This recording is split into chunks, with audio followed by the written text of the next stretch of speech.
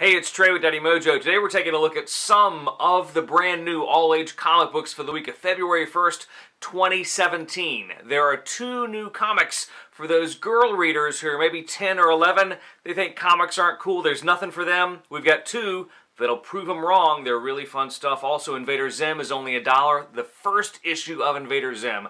It's really cool. There's a brand new superhero comic, and this is one of the best graphic novels we've seen in a while. Check it out. So what's up this week for the all-age comic book reader? Well, we've got a complete post over at daddymojo.net, or worst case, just go to your local comic book store and they have a kids section there.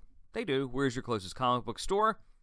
Go to Comic Book Store Locator, and they will hook you up. First up this week, let's take a look at Superpowers. Now, this is a very distinctive comic book that fans of Art and Franco will recognize immediately. It's a 6-issue miniseries from DC Comics. It's going to be great for kids aged 4 and up.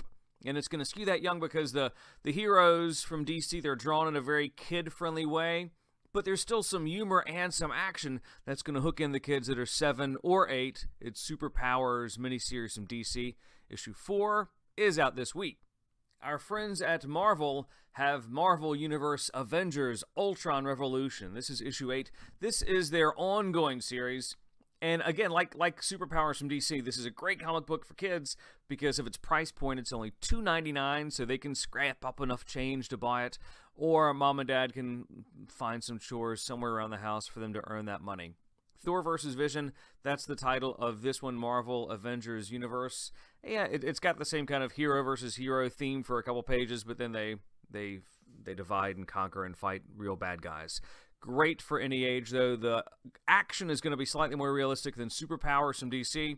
Plus, this is an ongoing series, and it's always worth checking out. Marvel Comics also is reprinting one of the classics. It's the first issue where Wolverine makes his appearance.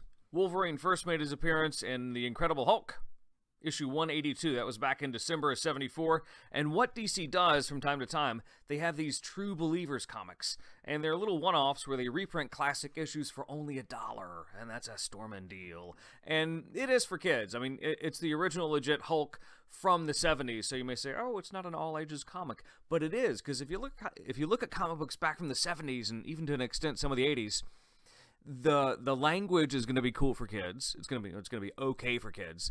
The violence is going to be good because it's going to be much more muted than it is in today's superhero or action comics, and it is. Plus, I don't want to say this, but they're slightly more intelligent. There's more reading. There's a whole lot more written word that they have to do. Like in this reprinted issue of The Incredible Hulk, there's a whole lot of reading. Our 7-year-old's not going to like it, but you know what? An 8-year-old may like it. Ages 6 and up will like looking at the action, and that's going to be appropriate for them to do. Another character that's taken on the $1 reprint challenge, it's not a real thing, I just made it up, Invader Zim. This is a very good go-to all-ages title from Oni Press. And this issue, for $1, it's the first issue of Invader Zim. It's kind of surprising because I fell in love with Invader Zim later in the series, like around issue 9 or 10. And had I seen the first issue, perhaps I wouldn't have liked it as much. But if you like Invader Zim and you know what, you have $1, go buy this because it's going to be a chance for you to kind of check out the origins of how Zim got here and his first interactions with all of his friends or enemies.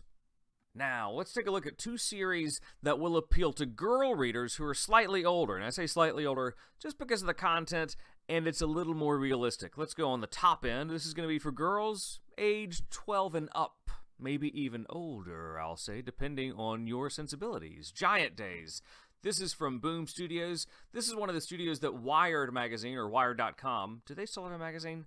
I don't know, but everybody knows Wired, and their recommendations go a long way. This is one of their best comics of 2016.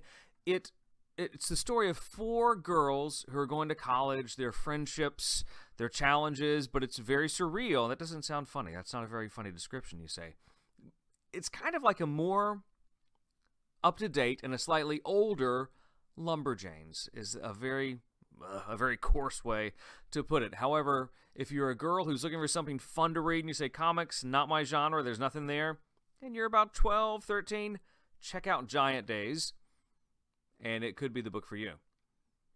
Now, if you're slightly younger, I'll say 11 and up, you may want to check out Goldie Vance. Goldie Vance is, I'll say it's a kid-friendlier version of Nancy Drew. Nancy who? Yeah. Who knows who Nancy Drew is anymore? Very few kids. So that could be a bad metaphor. It's about a girl in Florida and the mishaps and adventures that she gets into. Hope Larson is one of the authors behind this, and she has her fingerprints all over Lumberjanes. One of the best titles in the world. If I say Lumberjanes and that's Greek to you, go out and buy that. Then go pick up Goldie Vance. Maybe Giant Days if you're in that slightly older range. Are you looking for an all-ages graphic novel? This one is a great graphic novel. It's one of the best graphic novels that we've seen since Laser Moose. Laser Moose and Rabbit Boy. Love that graphic novel.